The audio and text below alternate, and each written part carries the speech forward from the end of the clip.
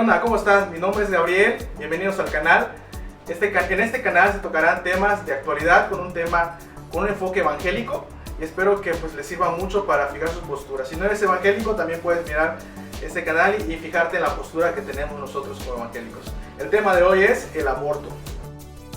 Por mucho tiempo se ha tocado este tema por diferentes corrientes pro aborto y en contra del aborto. Sin embargo, nosotros como evangélicos muy pocas veces hablamos acerca del tema, aunque tenemos una postura bien definida con relación a ello. En este blog voy a hablar desde este punto de vista, como había dicho con anterioridad, con un enfoque evangélico. Para ello quisiera dividir el contenido del blog en 4 partes. En la primera de ellas voy a hablar acerca de las definiciones de palabras importantes que me van a servir para ser empleadas y explicar tanto los argumentos pro aborto como en contra del aborto. En la segunda parte voy a abordar el tema del contexto actual legal del aborto en nuestro país, México. En el tercer apartado explicaré los argumentos más fuertes que tiene la corriente pro aborto para tratar de legalizarlo en todo el país. Y en la cuarta parte fijaré la postura que tenemos nosotros como evangélicos, apelando principalmente a Dios y su voluntad, y en segunda instancia a la lógica y la razón, que después de todo el creador de la lógica y la razón es nuestro creador.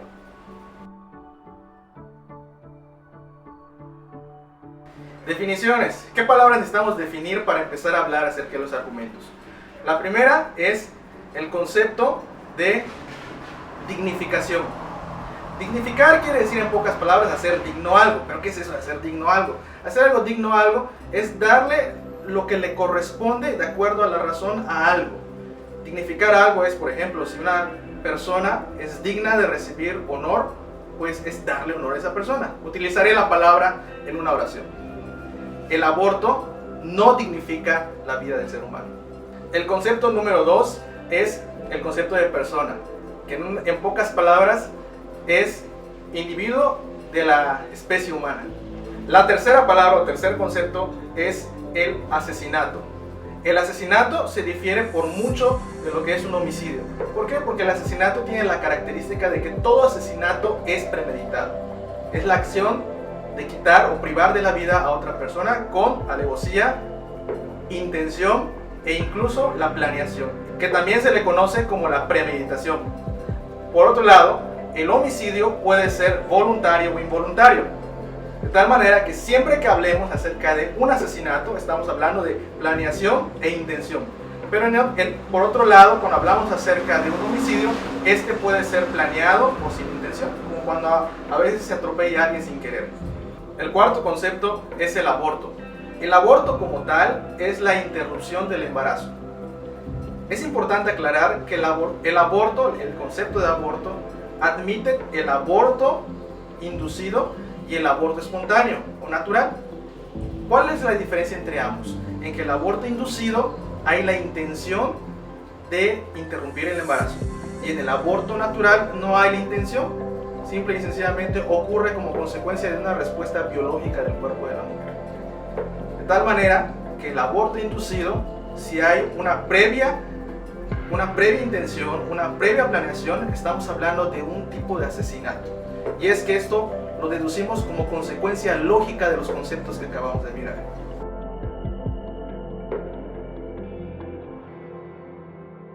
Para abordar este tema tan importante, es necesario que nosotros conozcamos el contexto en el cual nos encontramos, en nuestro país.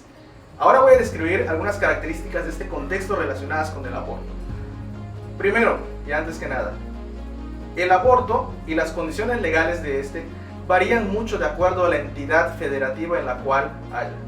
Actualmente se considera que el aborto de manera general en la República se le considera como ilegal salvo 2 estados. Con base a esto, determinamos que el aborto es ilegal en la mayoría del territorio mexicano. Pero bajo este marco se consideran algunas excusas absolutorias de la ley. Algunas excusas absolutorias de la ley que varían de acuerdo al estado. Las excusas absolutorias, digamos que son como permisos que se dan en ciertas condiciones y en ciertos estados.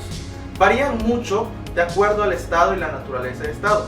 Por ejemplo, de manera general, en toda la República Mexicana se considera legal o con una excusa absolutoria el aborto de una mujer que ha sufrido violación y el cual se puede realizar antes de la 12ª semana del embrión. Esto es en todo el país, sin excepción, la ley establece que es legal bajo este marco y bajo estas características. Por otro lado, otra excusa absolutoria es la de que el aborto se puede manejar cuando representa un riesgo real de vida o muerte para la madre. Esta excusa absolutoria es una realidad en 3 estados de la República. Cuando el bebé presenta algún tipo de deformidad, se considera otra excusa absolutoria de la interrupción del embarazo en 3 estados de la República. Esta es la situación legal de los diversos estados. Sin embargo, recientemente ha surgido la iniciativa de ley de legalizar el aborto independientemente de estas excusas absolutorias. Es decir, que cualquier mujer que no quiera tener a su hijo, independientemente de la causa que quiera, tiene la libertad, bueno, eso es lo que dice esta iniciativa de ley, tiene la libertad de abortar siempre y cuando no se cumplan las 12 semanas de la vida del embrión. La iniciativa de ley que dice que una mujer embarazada puede abortar independientemente de la causa y siempre y cuando no se pase las 12 semanas de vida intrauterina del embrión, fue aprobada y ha sido aprobada desgraciadamente en la Ciudad de México y recientemente en el estado de Oaxaca a finales del año 2019. Esos son los 2 únicos estados de la República Mexicana en los cuales el aborto es plenamente legal independientemente de las excusas absolutorias. Este es el panorama real de nuestra República Mexicana. Y nosotros como evangélicos, haciendo uso de nuestra libre expresión, estamos en total desacuerdo de la práctica del aborto, por razones bíblicas, biológicas, éticas, morales y de la razón. Estamos totalmente en desacuerdo con cualquier práctica de aborto independientemente de la razón que sea. Esto no significa que nosotros como evangélicos fuésemos a vandalizar a alguna institución o algún edificio. No. Simple y sencillamente planteamos nuestra postura y la expresamos nuestras razones. Y hacemos un atento llamado también a la comunidad evangélica a poder ser partícipes de este movimiento en contra de estas iniciativas que sabemos que son para promover asesinatos en masa en nuestro país. A continuación les voy a presentar algunos argumentos que hemos escuchado en diferentes redes sociales y diferentes medios de comunicación. El primero de ellos es el argumento de que es mi cuerpo, es mi decisión. Este es el argumento que comúnmente se emplea por parte de los movimientos, sean feministas o simplemente pro aborto. El segundo argumento que se emplea muchas veces es de que antes de la 12ª semana no se le considera una persona. ¿Por qué? Porque muchas veces se basan en la cuestión biológica de que dicen que antes de la 12ª semana de vida intrauterina aún no se encuentra desarrollado completamente el sistema nervioso central. Otro argumento por el cual se inclina la intención pro aborto es por la situación de pobreza en la cual viven diferentes personas, y argumentan diciendo de que debido a la situación de pobreza se hace difícil para una madre tener a un hijo cuando este no es planeado ni deseado. Entonces obliga a las familias a asumirse más en ese estado. Ese es otro argumento que plantean ellos. El cuarto argumento que plantean la iniciativa pro aborto es también que consideran, al no hacer el aborto legal, inducen a las mujeres a buscar otras alternativas y buscar clínicas clandestinas de aborto, imponiendo de esta manera en riesgo la vida de la mamá. Uno más.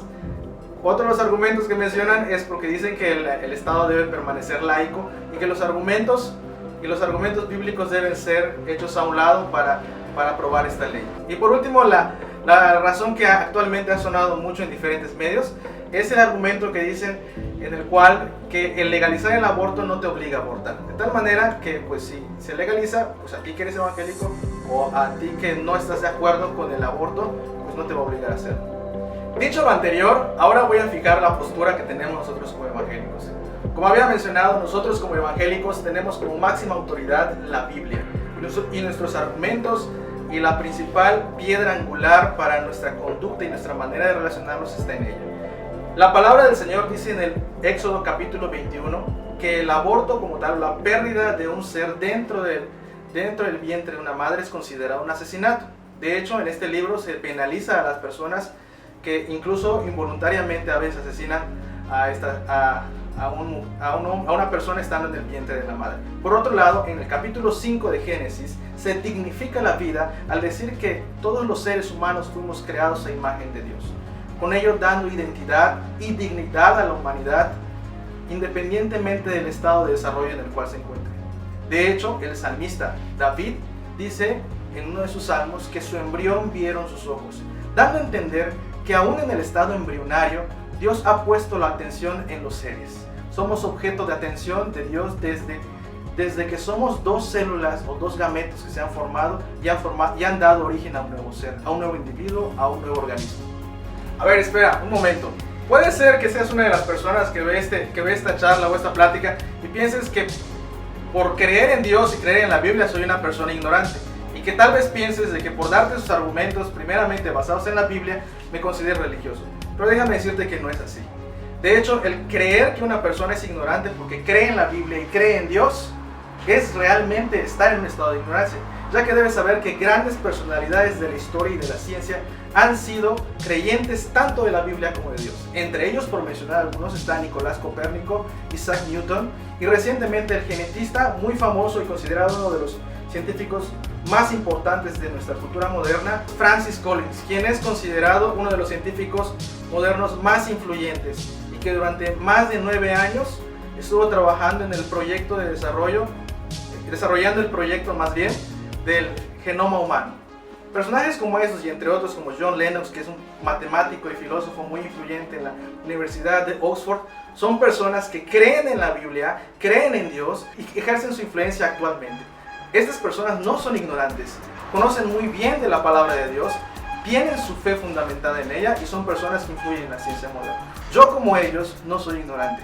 Ante el argumento que dice que es mi cuerpo y son mis decisiones, déjame decirte que no es así, porque desde la fecundación del óvulo se forma un ser con 46 cromosomas totalmente diferentes y con características totalmente diferentes a la madre. Sí es cierto, ese ser que se acaba de formar es dependiente del cuerpo de la madre, pero no forma parte del cuerpo de la madre. Tendrá características biológicas, físicas externas diferentes e incluso físicas internas diferentes. Es un ser completamente diferente desde el punto de vista biológico. Incluso este nuevo ser que habita en el cuerpo de la madre puede ser un varón, un niño, totalmente diferente al sexo de la mujer. ¿Por qué? Porque pues ya desde la unión, desde los dos gametos, ya está el material genético determinado para saber si será una niña o será un hombre. Es un ser diferente a la madre, pero dependiente durante 9 meses de la madre. Aquí abro un paréntesis. Aunque en nuestro país y en todo el territorio mexicano se considera como una excusa absolutoria el poder abortar antes de la 12ª semana como consecuencia de una violación, nosotros como evangélicos no estamos de acuerdo con ello. Nosotros creemos que el bebé que nace de la madre es totalmente ajeno al delito cometido a la madre. ¿Qué quiere decir esto? Bien, si se cometió un delito de violación, quien debe tener la consecuencia del mal es el violador, no el bebé que está dentro de la madre, ya que él, aunque es consecuencia del delito, es inocente del delito. Sería similar a este caso. Imagínate que entran a mi casa a robar y que entre las cosas que se roban mi laptop. Después de haberme robado la laptop, resulta que, no sé, en un lapso de 11 semanas, me encuentro al hijo del ladrón jugando con mi laptop. Y en vez de ir ante las autoridades y acusar al ladrón, incluso si lo acusé y se lo llevaron, resulta de que enjuician y encadenan por 5 años a este niño que tan solamente estaba jugando con mi laptop, que fue robada por su padre. ¿Verdad que es irracional? Es irracional pensar que este niño inocente, al error cometido por su padre, esté pagando las consecuencias de su padre. Es lo mismo cuando pensamos en el aborto como consecuencia de violación. Recuerda los conceptos. Es un asesinato a un inocente como consecuencia de un delito de otra persona. Obviamente en esa circunstancia tampoco la mujer violada es culpable de lo que le ocurrió o de la circunstancia que rodeó, sea caminar desde un callejón oscuro o incluso en su hogar. es totalmente ajena a ello. Y no estamos en contra de la mujer, sino estamos en contra de la decisión que se toma como consecuencia del delito. Incluso yo actualmente tengo un amigo que es ministro del Señor, quien es producto de un acto de violación. Y es una gran persona, un gran ser humano que ha aportado demasiado a la sociedad.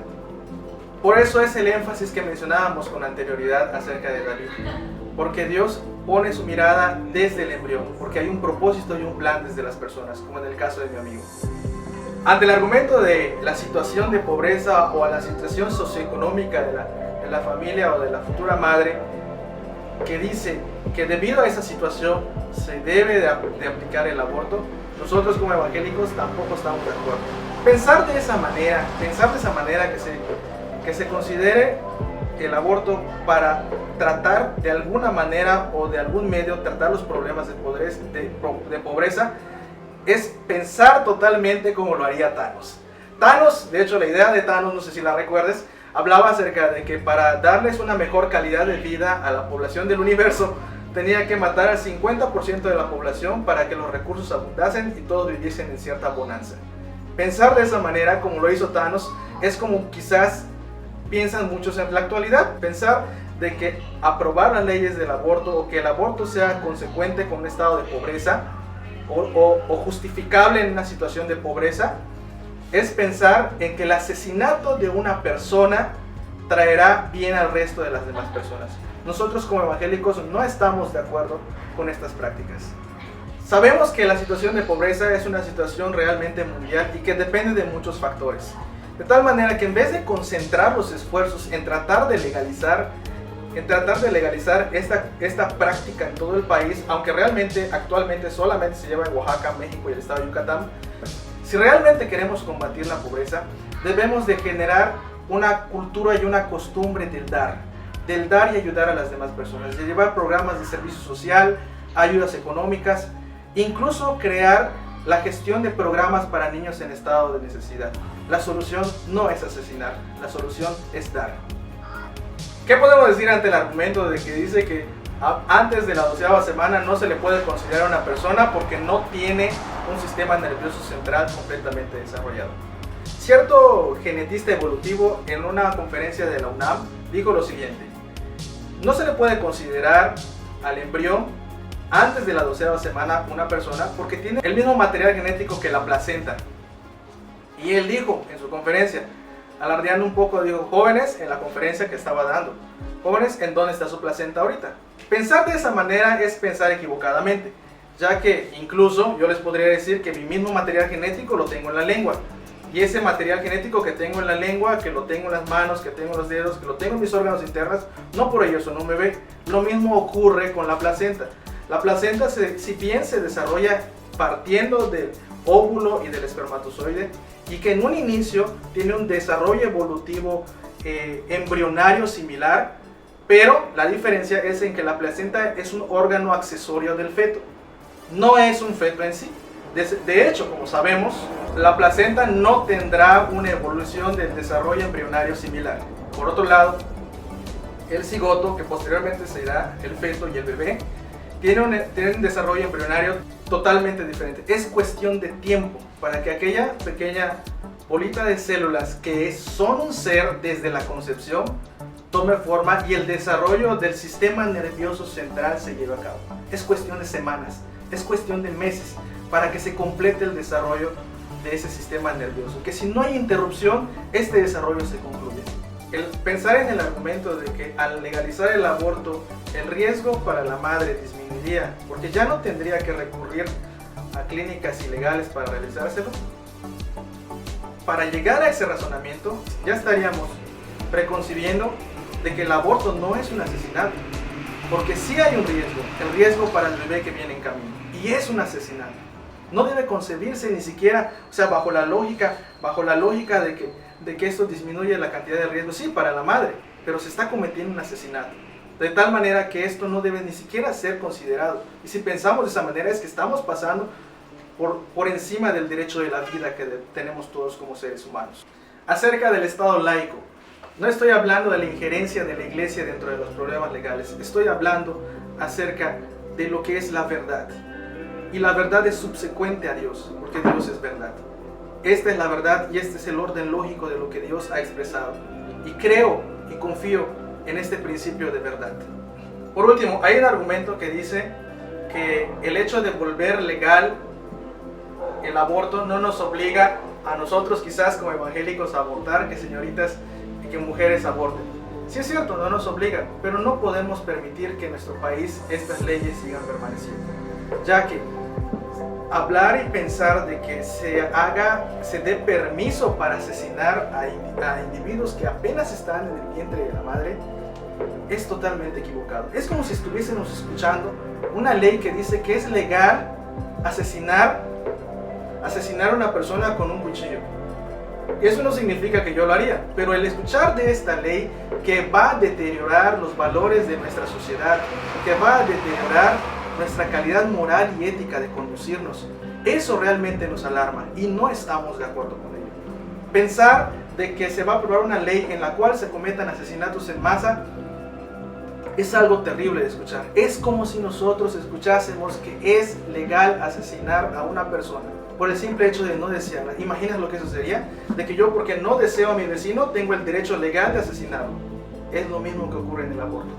Una madre que tiene un embarazo no deseado, el hecho de que quiera asesinar al ser que se está formando dentro de su vientre porque no lo desea y no lo quiere.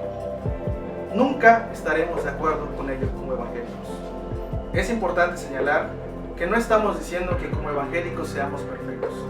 Incluso no descarto la posibilidad de que hayan mujeres, señoritas evangélicas, quienes hayan cometido algo en contra de lo que nosotros creemos y aprobamos. Tampoco estoy diciendo que los evangélicos no hayan cometido errores en alguna ocasión. Los evangélicos somos como todas las personas, con muchos errores y muchos defectos. Defectos que nos han llevado a tener consecuencias en nuestra vida, errores que nos han hecho tener consecuencias en nuestra vida. Pero no por ello vamos a tapar nuestros ojos con una venda e impedir expresar lo que realmente pensamos. Después de todo, nosotros como evangélicos creemos que Jesucristo es nuestro Salvador y queremos e intentamos ser gratos a Él. No por ello quiere decir que seamos perfectos. Descalificar los argumentos que hemos presentado o que he presentado en este blog, en este momento, porque conoces a un evangélico que ha abortado, porque conoces a algún evangélico que ha violado o que se dice ser evangélico y ha abortado, no tiene coherencia una cosa con la otra, ya que los argumentos que he presentado, como dije con anterioridad, están basados en la palabra de Dios y no en personas. La misma palabra de Dios dice: maldito el hombre que confía y cree en otro hombre. Lo único que nosotros creemos, y como expresamos con anterioridad, es en la superioridad de la Biblia para regir nuestras normas de conducta y de lo que creemos. Como evangélicos concluimos las siguientes afirmaciones. El aborto inducido es un asesinato hacia una persona. El aborto inducido es muchas veces movido por el egoísmo y en ocasiones por un odio irracional hacia una persona inocente. En el aborto inducido muchas veces se pretende plantear como una salida fácil a un problema grande que es la pobreza. En el aborto inducido, estudios han demostrado que trae consecuencias de problemas psicológicos como depresión, ansiedad y problemas emocionales con hijos futuros y la deshumanización de nuestra sociedad. Por estas razones no estamos de acuerdo con el aborto como evangélicos. Pues muchas gracias por acompañarme. Este ha sido nuestro primer episodio. Te damos muchas gracias si nos acompañaste hasta este momento. Si eres evangélico, recuerda, no te enganches con discusiones. Muchas veces no traen ningún beneficio ni para ti ni para otra persona. Si compartes las posturas aquí expuestas, te invitamos a compartir este video con tus amigos. Si no eres evangélico y también concuerdas con nosotros, te invitamos también a compartir este episodio y suscribirte a nuestro canal. Dios les bendiga, mi nombre es Gabriel y nos vemos en el siguiente episodio.